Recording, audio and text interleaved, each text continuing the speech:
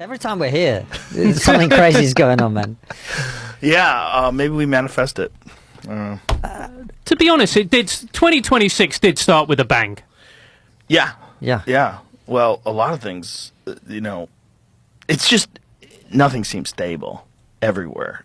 Everywhere in the world seems fucked right now. Like this is in all of my years, this seems the most unstable globally. Like I never worried that the UK was going to be like complete chaos, arresting 12,000 people for social media posts and abandoning trial by jury, all that shit. I never thought the Ukraine-Russia war would go on this long. Never thought. Never thought they would just continue bombing Gaza, and then what's happening now? They just sort of stop, and now they're talking about putting a resort there. What? Are you, like, you hear that and you go, are you f***ing serious?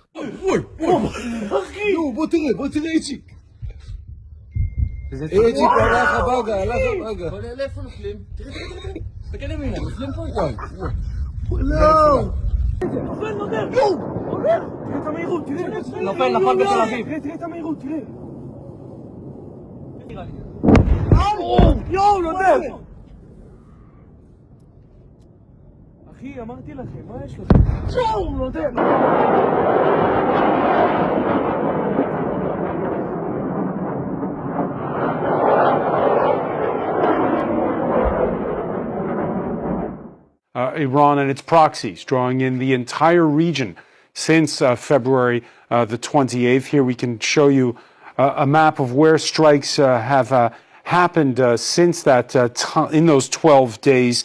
Let me ask you, Manlio Graziano, is it a world war already? Listening to Vera here, we have 1.5 superpowers involved already. Which is the half? The half is Russia. I'm very concerned, and I think the American people are also very concerned because there really is no clear end game. And everyone's feeling it around the globe, the effects of this conflict. I'm going to round up with one question, which I think is very crucial as well. Given the missile interception over Turkey, you in the past have referred to Turkey and said, we should not turn a blind eye to them, suggesting they may be more aligning more closely to a regional axis, including Iran. But obviously the tables have turned in the last 24 hours with Turkey also having to intercept some of the missiles that have been directed towards them. Let me just ask you whether there's a risk of further confrontation with Turkey based on comments that you said in the past. Well, we need to ensure that Erdogan doesn't create a new alliance of radical Islam Sunni version, meaning an axis between himself, Julani, Qatar, and Hamas. We've been facing for many decades the Shiite radical Islam, and I hope that Turkey doesn't choose to foment terror and Islamism in its power. It's up to Turkey ultimately. If they seek peace, we definitely want peace. But if they try and surround us with terror, we will not sit idle. But it also comes at a time we are seeing those first coordinated attacks between Iran and Hezbollah terrorists. This is some new video into the newsroom from overnight showing the IRGC here launching these long-range missiles you see in this area at Israel and U.S. bases in the area.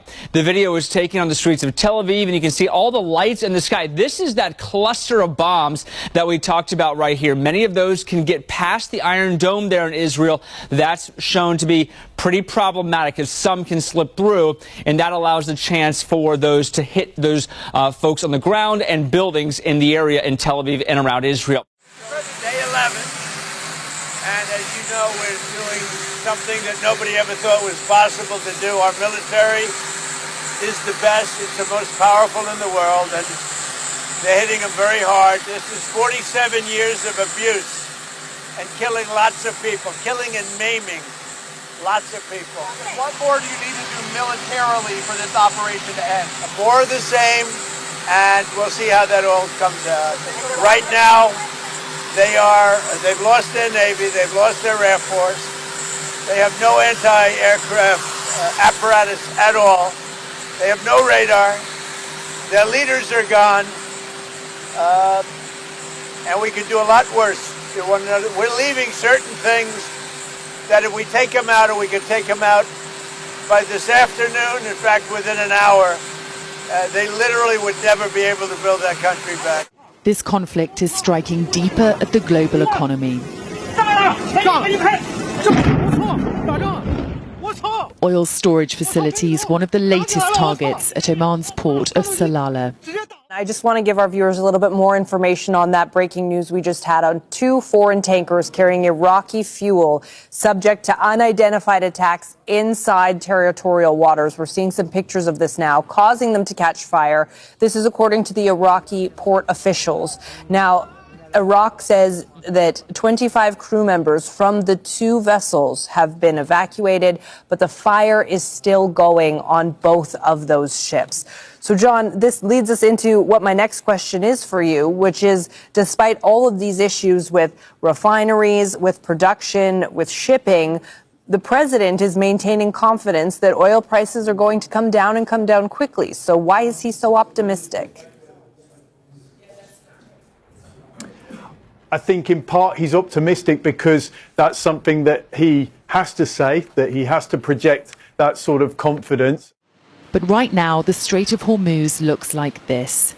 Commercial shipping at a standstill in this strategic choke point for the world's energy. And it's become incredibly dangerous. This Thai-flagged ship caught fire after being hit by Iran while trying to escape the strait. In the past day, at least 3 vessels have been attacked by projectiles, likely drones. A Thai-flagged cargo ship was struck by a projectile in the Strait of Hormuz, setting it on fire.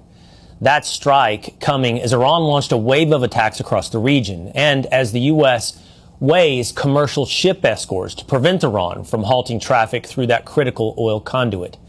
The International Energy Agency, hoping to get ahead of supply disruption, announcing its largest ever release of 400 million barrels from its global strategic reserves. That's a move that they hope will lower crude prices.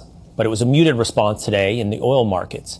The price per barrel today still up 4.5% after a dipping initially on that news.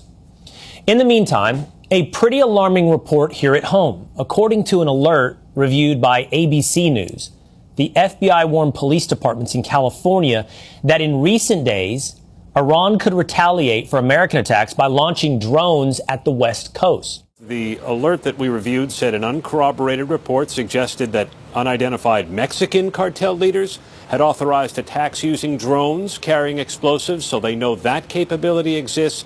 And this separate alert that we've reviewed, Kira, says that Iran has those same kinds of aspirations. So the U.S. has broadly known for some time that drones could be deployed against the homeland. We know that Iran has been using drones significantly in this 12-day-old war with the United States. That's what killed the first 6 U.S. service members in this war.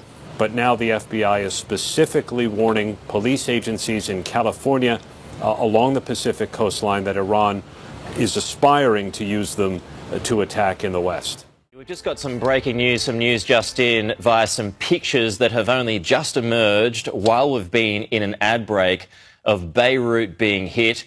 There have been multiple explosions. We'll just run this video back and play it for you now.